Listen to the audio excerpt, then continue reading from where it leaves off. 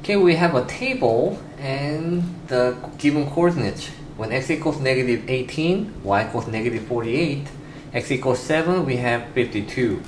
So the table shows two values of x and their corresponding values of y.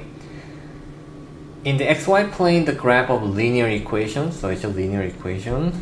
That means we can find the slope now. Let's do that. The slope will be the change of y, 52 minus negative 48, divided by, make sure you're consistent. If you do bottom minus top, you also gotta do the same for the x, 7 minus negative 18. Okay, so on the top we get 100, and on the bottom we get 25, therefore the slope is 4. Now we know slope equals 4, we're gonna need to find the y-intercept. And that's because we're gonna eventually plug it in x equals 1 over 7 to our linear equation. So how do we find the y-intercept?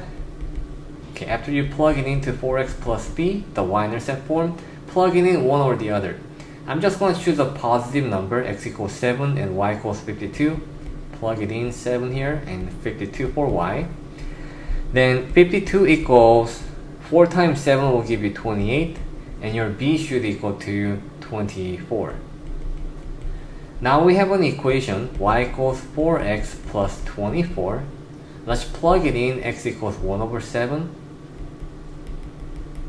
And then plug it in, y equals a, and our ultimate goal is to find the a.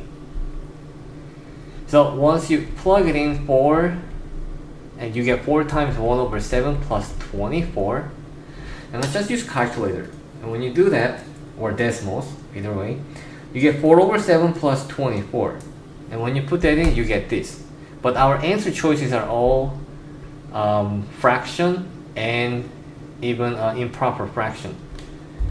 Now just looking at this, you should know the answer should be D, because 24 is, none of these fraction is more than 1. Okay, we cannot choose a negative answer. And then 4 over 7 is too small.